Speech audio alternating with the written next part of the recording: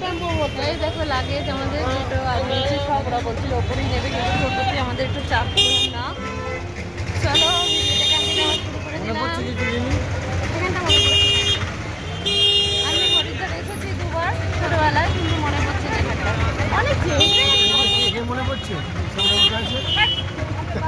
দেখো কি অবস্থা, আর স্টেশনটার তো যে অবস্থা কি বলবো তোমাদের, বাপরে। দেখে উপরে লাগে যায় কি হয়ে গেছে। Hello everyone, welcome back to our channel happy spa family. কেমন আছেন সবাই? আশা করি ভালো আছেন, আমরাও ভালো আছি। আমরা হরিদ্বার নেমে পড়েছি, ঠিক টাইমে ট্রেন ঠিকঠাক টাইমে ছিল, নেমে পড়েছি। স্টেশনে নেবে কিন্তু আমি হরিদ্বার চিনতে পারিনি, কিন্তু হরকিপোরের ঘাটটা সেই একই রকম আছে, তাই আমরা সেইখানেই একটা হোটেল নিয়েছি। এই দেখো আমরা হোটেলে ব্যাগপত্র রেখেই একবার ঘাটে চলে এসেছি। দেখো কি ভালো লাগছে। এখন বাজছে কটা যেন, 11:15 বাজছে। আমাদের হোটেলে আসতে একটু দেরি হয়েছিল, কিন্তু এইখানে এসে মনে হচ্ছে না যে 12টা। মসুরি যাওয়ার কথা ছিল, কিন্তু মিস্টার বলল না এখানেই দুদিন থেকে যাই। কালকে এতটা টায়ার্ড হয়ে গিয়েছিলাম আমরা, তারপরে আর চলো ফ্রেশ হয়ে নিই, ফ্রেশ হয়ে তারপর আবার ফিরছি। আর একটা জিনিস তোমাদের দেখাই, এই দেখো আমাদের রুম থেকেই পাহাড় দেখা যাচ্ছে, দেখতে পেয়েছো? এই দেখো পাহাড়। বেটু উঠে পড়েছে। বেটু মর্নিং বলে দাও, মর্নিং। হ্যাঁ সবুজ কালার কিনেছে, সবাই উঠে গেছে, মাম্মা উঠে গেছে, সবাই উঠে গেছে। ঘুম ভেঙে যায় সকাল সকাল, যতই কালকে আমরা শুয়েছি প্রায় বোধহয় 1:45 বা 1টার সময় শুয়েছি। পাহাড়টা দেখেছি, চোখ দেখা যাচ্ছে। এটাই সেই মনসা মন্দিরটা না? এইদিকে মনসা মন্দিরটা না? পাহাড়ে ঘেরা পুরো হরিদ্বার। আমাদের হোটেলটাও তো এই পাশে দেখো, এই একটা ছোট্ট একটা পাহাড় রয়েছে, আর পাহাড়ের কোলে একটা মন্দির রয়েছে। দেখো এটা বৈষ্ণো দেবী মন্দির রয়েছে। আমাদের হোটেলের ব্যালকনি থেকেই দেখা যাচ্ছে। বেশ ভালো জানো তো, চারিদিকে বেশ পাহাড়। আমাদের আজকে মসৌরি যাওয়ার কথা ছিল, মিস্টার ক্যান্সেল করে দিল, বললো না যাবো না খো, এখানেই দুদিন থাকবো, বাইরে বেরোতে হবে না। জানো তো ব্যালকনি থেকেই সবই দেখাচ্ছে, হরকিপোরের ঘাটটাও দেখা যাচ্ছে এই সামনে থেকেই। আর কত ভক্তজনের সমাগম দেখেছো, গঙ্গা মাইয়ার কাছে আসছে সবাই মিলে, মানে স্নান পর্যন্ত করছে। জানো তো কালকে রাত্রির ওই 12টার সময় দেখি সবাই স্নান করছে, মনেই হচ্ছে যেন সন্ধেবেলা মনে হচ্ছিল, জানো খুব ভালো লাগছে। আর এই হোটেলটা আমরা লাকিলি পেয়েও গেছি। হোটেলে এমন কিছু ভাড়া নয়, জানো তো, এটা হচ্ছে পুরোহিত হোটেল, এটা এর সঙ্গে অ্যাটাচ রেস্টুরেন্ট আছে। খুব একটা বেশি ভাড়া নয়, রিজনেবল। আমরা আবার চলে এসেছি। এই দেখো গঙ্গায় কীরকম স্রোত দেখছো, রাত্রিবেলা অতটা দেখানো যায়নি কো। আর এই দেখো ভক্তগণ সব স্নান করছে। আগে এই ব্যারিকেডটা ছিল না, আগে চেন ছিল, এখন এই ব্যারিকেডটা দিয়ে দিয়েছে। এই দেখো আমাদের হোটেল কাম রেস্টুরেন্ট, এটা পুরোহিত হোটেল অ্যান্ড রেস্টুরেন্ট। এই সামনেটা রেস্টুরেন্ট আর এই সাইডটাতে হোটেল। আর আমরা রয়েছি 4th ফ্লোরে। ভালো, খারাপ না জানো তো, ব্যালকনি থেকে সবই দেখা যাচ্ছে, সময় কেটে যাচ্ছে ভালো। আর মিস্টার তাই বললো যে না কালকে অনেকটা রাত্রে এসেছি, আর যে টোটো দাদা আমাদের নিয়ে এসেছিলো ওই রকমভাবে স্টেশনে টোটো মানে কেউ যদি বলে নিয়ে যাব করা কখনো উচিত না, জানেন তো। ওদের সব ওদের সব হোটেল ঠিক করা থাকে, হোটেলেই ঢুকিয়ে দিচ্ছিল। কিন্তু আমি জেদ ধরেছিলাম যে না হরকিপোরের কাছেই থাকবো, কারণ আমি কিচ্ছু চিনতে পারছিলাম না কো।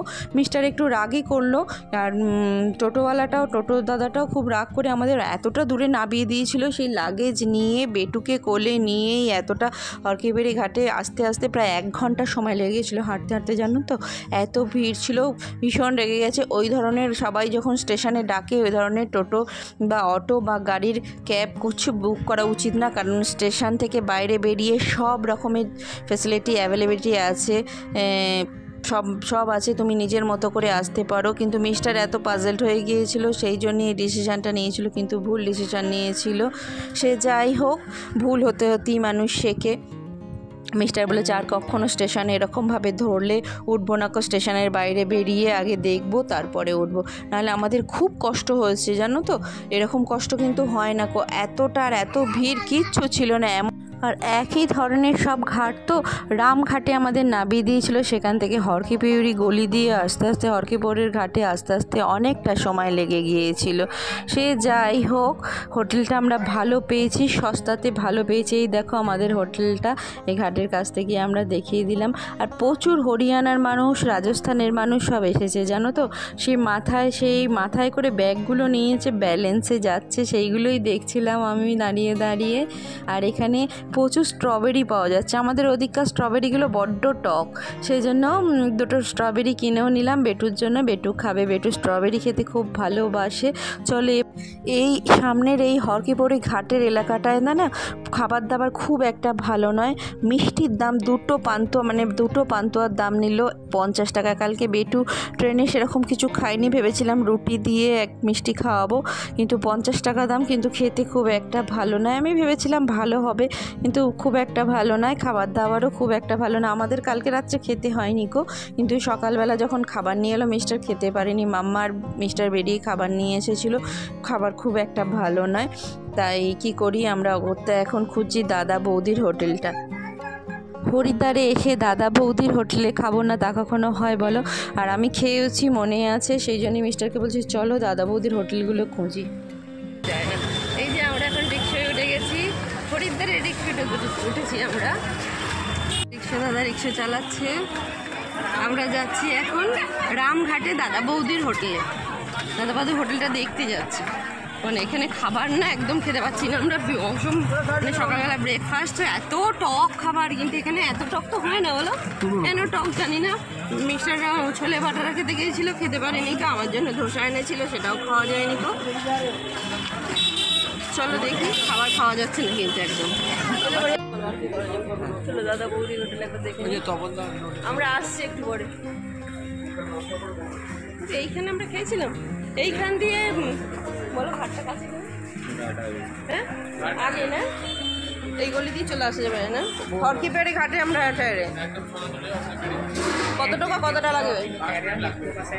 আমরা রিক্সা করে এসেছি, বুঝতে পারছিলাম না। ঠিক আছে, তাই বলছি কাছে আমরা আগে এসেছি, এখনো গুলিয়ে যাচ্ছে সব, তাই না?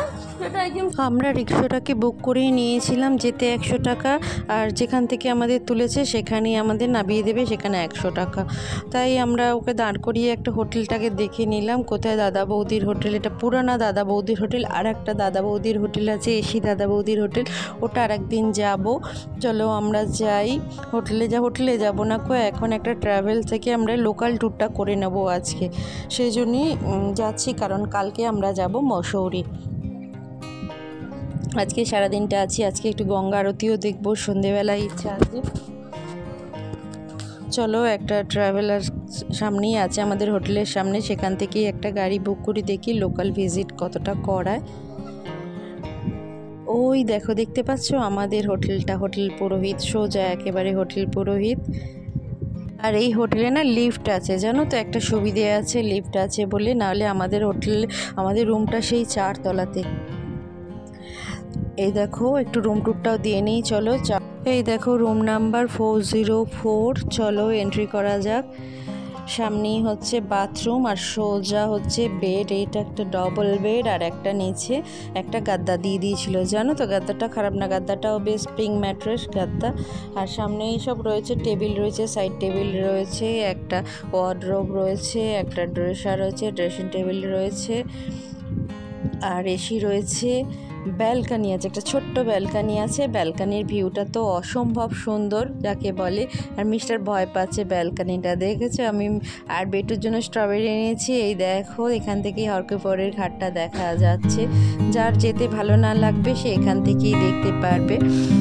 চলো বেটুকে এবার একটু স্ট্রবেরিটা দিয়ে দিই। আর বাথরুমটা, চলো তোমাদের বাথরুমটা দেখাচ্ছি, চলো।